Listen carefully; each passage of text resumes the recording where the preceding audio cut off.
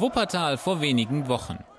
800 Menschen waren einem Partyaufruf im Internet gefolgt, aber die zunächst friedliche Feier eskaliert, als sich Hooligans unter die Partygäste mischen.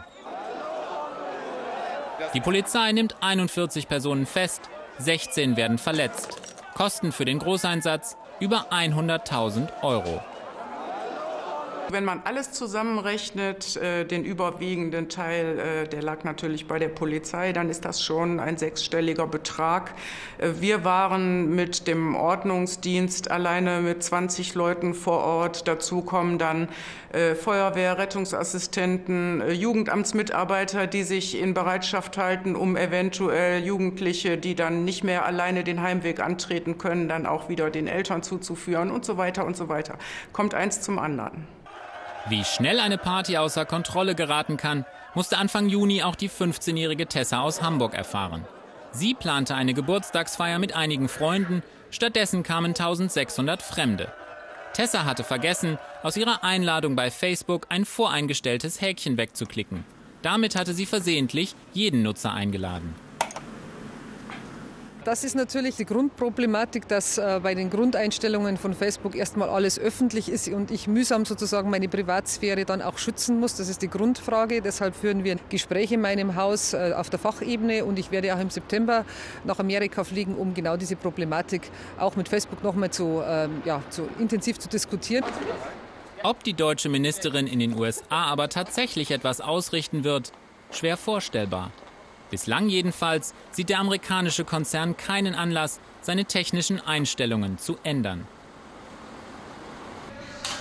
Vor allem bei Deutschlands jugendlichen Facebook-Nutzern hat Tessas Massenparty für Furore gesorgt und Nachahmer auf den Plan gerufen.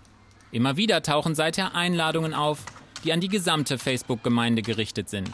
Manche ganz gezielt, andere, wie bei Tessa, weil ein Häkchen übersehen wurde. Wenn man da nicht so drauf achtet, dann sieht man das nicht. Das ist ist auch nicht so übersichtlich, da kann man hätte mir auch passieren können. Besonders problematisch aber ist, dass Masseneinladungen bei Facebook auch anonym verschickt werden können. Zwar schreibt das Unternehmen seinen Nutzern vor, dass sie sich nur mit ihrer wahren Identität anmelden dürfen. Eine wirksame Kontrolle darüber aber ist reine Illusion. Die Jugendlichen wissen, wie sie sich im Netz ganz schnell jede beliebige Identität zulegen können. Das ist eigentlich sehr leicht. Man muss einfach nur eine E-Mail-Adresse erstellen, muss sich registrieren, kann dann irgendeinen Namen angeben, irgendein beliebiges Bild reinstellen, Schule, wo man wohnt, Geburtsdatum und schon hat man jemand ganz anderes. Ein Problem, das längst auch die Politik erkannt hat. Die aber kann gegen die Masseneinladungen im Internet alleine nichts ausrichten und setzt stattdessen auf Einsicht bei den Betreibern. Ich fordere solche sozialen Netzwerke wie Facebook, Twitter und andere ganz gezielt auf, die technische Möglichkeit, dass jemand anonym alle einladen kann, dass das unterbleibt. Weil alle einladen, die man nicht kennt, kann nicht gut sein, schon erst recht nicht, wenn man anonym bleiben kann, sondern dann kommen jene, die wir eigentlich auf solchen Partys nicht haben wollen, die uns Probleme bereiten. Fast immer verbergen sich hinter den Massenaufrufen bei Facebook gefälschte Profile, so wie in Wuppertal. Ein Verantwortlicher für die Party konnte nicht ermittelt werden. Die Zeche für den Großeinsatz zahlt der Steuerzahler. Sie wohnen hier. Wie empfinden Sie das? Ist das nervig? Ja, sicher mal. Erstens mal ist das zu laut, ne? Wenn sie sich ruhig verhalten, die Leute, und können dann trinken ja eine Flasche Bier, dann ist das ja eine andere Sache, ne? Aber wenn sie nachher sich da gegenseitig da schlagen und alles, das ist nicht so schön, ne? Bis da irgendwelche Krawalle entstehen oder irgendwelche Gewalt, dann ist kein Problem für mich. Also das war einfach bis ein Punkt, was ich das gesehen habe, war okay. Was dann passiert ist, da konnte ich nur verfolgen im Netz. Dann flogen so bengalische Lichter, die man vom Stadion her kennt. Ja, das war eben der Hauptgrund. Ne? Und die Polizei kann dabei nicht tatenlos zusehen.